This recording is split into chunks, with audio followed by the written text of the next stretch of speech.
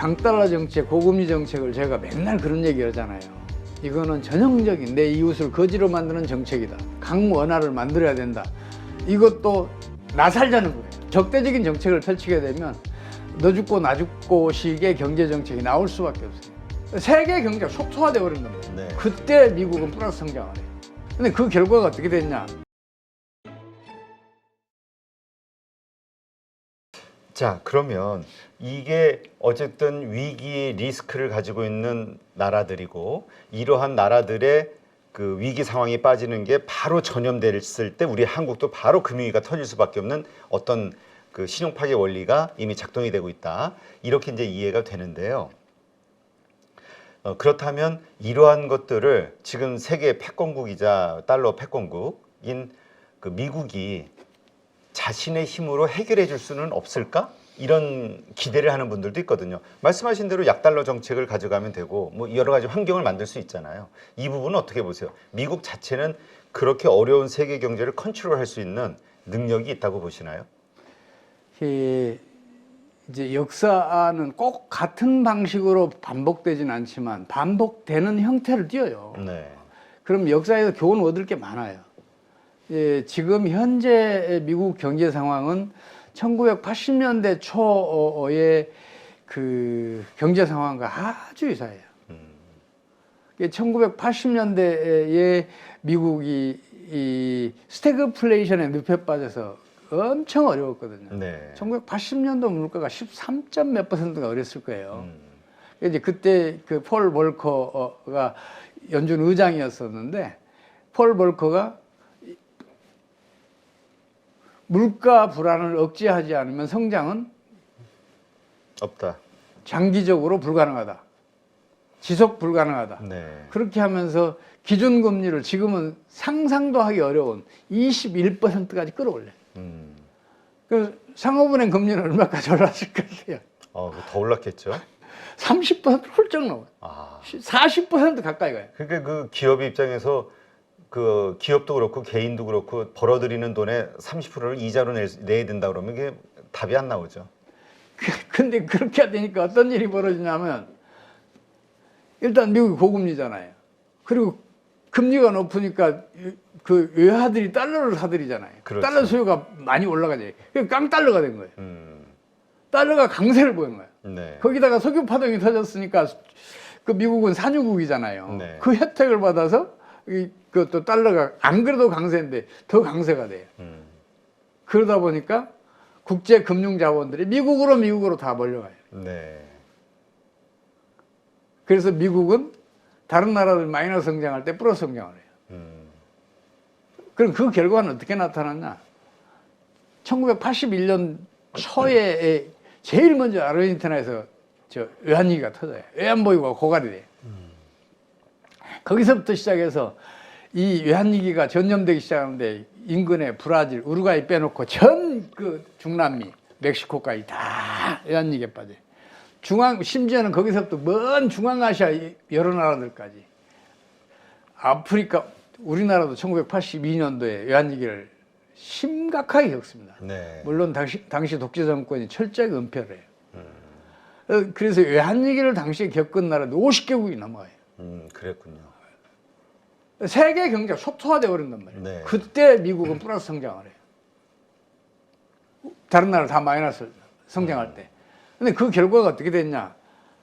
미국은 한 해 플러스 성장하고 마이너스 2.4%가 성장으로 또 떨어져요. 그 다음에서부터 네, 부메랑으로 일시적으로만 그렇다. 하긴 뭐 내가 상대하는 그 고객들이 됐든 아니면 거래 상대자들이 역시 돈이 있고 뭐 이렇게 잘 먹고 살만해야 이게 서로 같이 상승이 되는데 이쪽이 망하면 힘이 약해지면 이 강달러 정책, 고금리 정책을 제가 맨날 그런 얘기 하잖아요. 이거는 전형적인 내 이웃을 거지로 만드는 정책이다. 나만 잘 먹고 잘 살겠다. 이 정책은 결국은 부메랑으로 돌아와서 내게 더 큰 타격을 준다. 그 얘기를 자꾸 하는데 미국이 그거를 대공황 때도 겪었고 80년대 초에도 겪었고 지금도 겪고 있잖아요. 네. 지금도 겪을 거예요. 지금 미국 경제는 좋아요. 작년에 2.1%였어요. 성장률이. 지금 뭐 미국 경제 보면은 뭐 너무 좋아요. 그럼 우리 그 4.4분기 마이너스 1.5% 성장할 때 미국은 2.9% 성장을 해요. 어이없는 거죠. 이게 미국은 다른 나라 돈으로 지금 부자가 돼 있단 말이에요. 일시적으로. 네. 그러나, 그러면 미국이 온전하겠냐고요.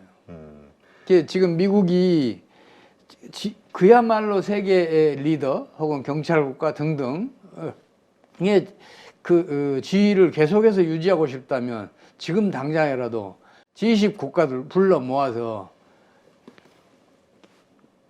모든 경제 정책을 공동 합의하에서 공조 정책으로 전환해서 가자. 이렇게 하지 않으면 지금 상황은 풀리기 어려워요. 2009년대처럼, 2008년도 예, 그때처럼. 2008년. 네, 그렇군요.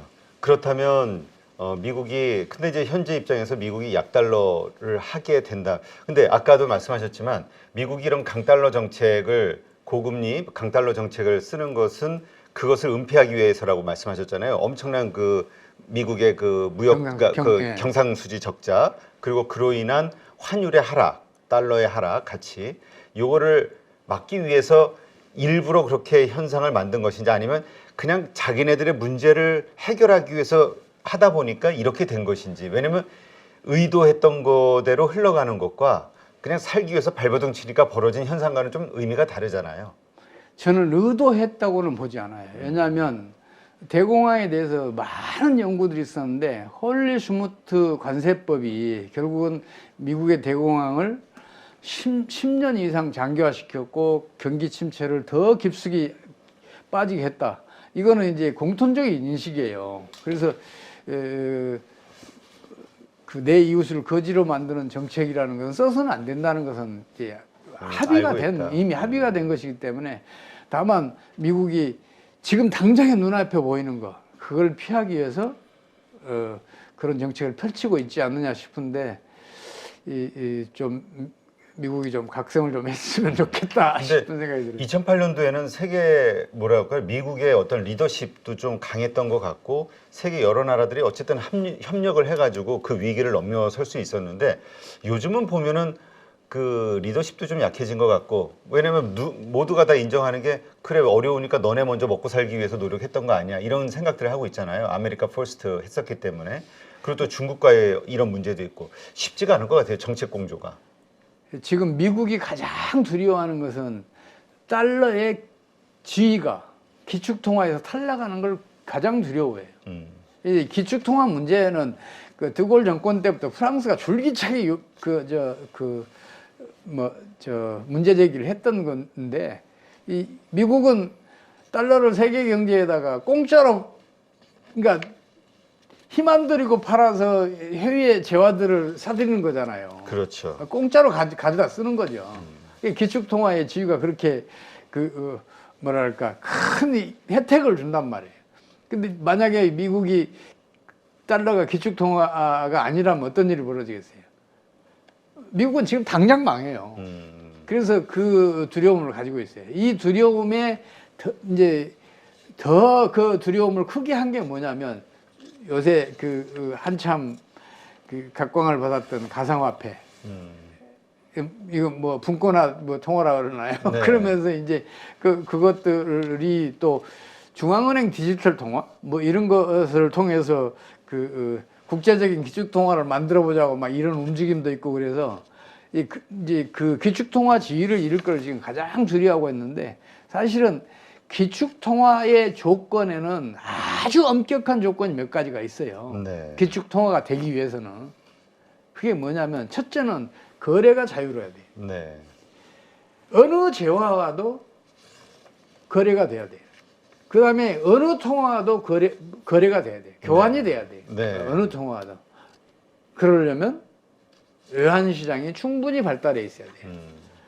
그리고 정부가 환율 조작을 절대로 해서는 안 돼요. 네. 필수적인 경우에는 공개해서 해야 돼요.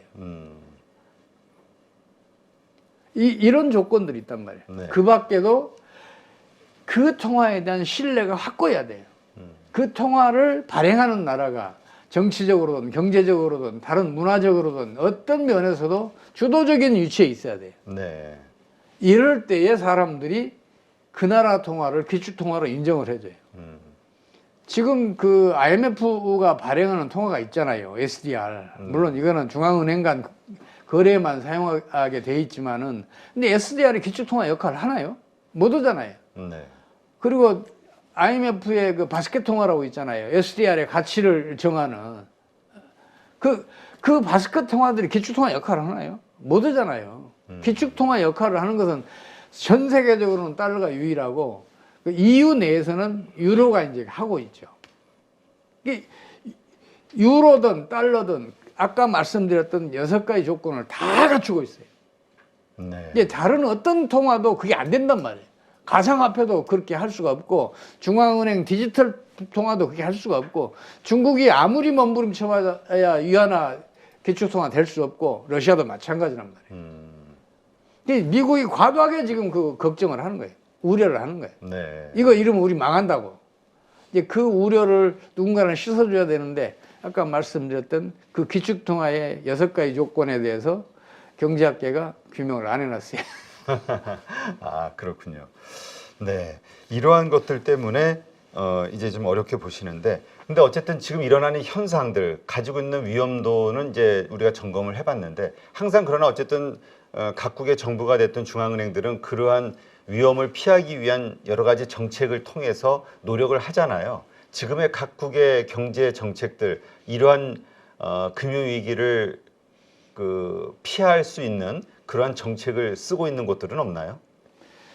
각국이 열심히 이제 노력은 하고 있는데 각계격파예요. 각계격파 하게 되면 정책 공조가 안 이루어져요. 그럼 서로 적대적인 정책을 펼치게 되면 너 죽고 나 죽고 식의 경제 정책이 나올 수밖에 없어요. 지금 우리나라도 제가 그 얘기하잖아요. 우리 금리 미국보다 1% 높아야 된다. 네. 환율이 100원 이상 당장 떨어져서 강원화를 만들어야 된다. 이것도 나 살자는 거예요. 이렇게 가면 미국이 죽는 수도 있어요. 근데 미국이 저렇게 하고 있으면 우리도 이렇게 할 수밖에 없단 말이에요. 네. 이게 보복적인 정책을 펼칠 수밖에 없는데 그래서 제가 자꾸 강조하는 게 그거예요. 국제적인 공조체제 구축이 지금 가장 시급하고 중요하다. 그렇군요. 자, 그렇다면 지금 과거에 일어났던 금융위기, 그 다음에 이번에 일어날 수 있는 이제 좀 일어날 여러 가지 환경, 그 다음에 그 리스크 요인들이 점점 커지고 있다 이렇게 이제 말씀을 하시는 거니까 이번에 만약에 금융위기가 일어난다면 과거와는 무엇이 다를까, 혹은 같은 형태로 일어날 것인가, 어떻게 보세요? 어쩌면 제가 걱정을 과도하게 하고 있을지도 모르겠다는 생각을 수시로 해요. 네. 그래서 이제 매일같이 분석을 하면서 이제 그런 생각을 하는데 경제라는 건 참 놀랍게도 자기 조정 기능이 있고 자기 정화 기능이 있고 자기 순화 기능이 있어요. 희한해요. 또 충격 흡수력도 가지고 있어요. 뒤돌아보면 그래요. 네. 1980년대 초에 제가 사실은 제법 중요한 직책에서 일을 하면서 세계 경제, 우리나라 경제 전반적인 상황을 이렇게 분석하고 또 보고서도 만들어서 상부에 제출하는 그런 일을 했었는데 그때 당시도 제가 엄청 우려했어요. 야, 이거 세계 경제 파멸로 가는 거 아니냐. 미국이 저렇게 하면 안 되는데 했는데 어느 사이에 보니까 그 위기들이 한 3년 지나가니까 풀려 있는 거예요. 아, 저는 이번에도 제발 그렇게 좀 됐으면 좋겠다. 그렇게 될 수 있었던 데는 이유가 뭐였다고 생각하세요? 아니, 지금도 그게 궁금해요. 아, 그래서 제가 좀 무책임하게 이거는 경제의 자기 정화 능력이고 자기 면역 능력이다. 파국을 막으려는. 네. 하긴 뭐 모든 그 당국자들 혹은 관련된 사람들의 마음에도 파국을 막으려는 심리는 다 있는 거니까 이런 작은 마음 하나 혹은 그런 입장들이 모이면서 뭔가에 다 영향을 끼쳤을 거고. 그랬을 가능성이 높아요. 예. 맞아요. 그게 이제 하나의 큰 어떤 흐름을 만들었을 거다. 그러니까 우리가 보통 민심 혹은 대세 뭐 이런 것들 있잖아요. 맞아요. 예. 그 생각을 제가 자꾸 한다니까요. 아, 그래요? 이거 소장님 그때 연구원으로 저를 쓰셨어야. 아니, 제가 근데 그 얘기를 못하는 게 저는 학자잖아요. 이게 하기 약간 좀 이게 좀 명확하게 원리로 통계가 설명을 없이. 해야 되는데 설명이 안 돼, 이거는. 네, 알겠습니다.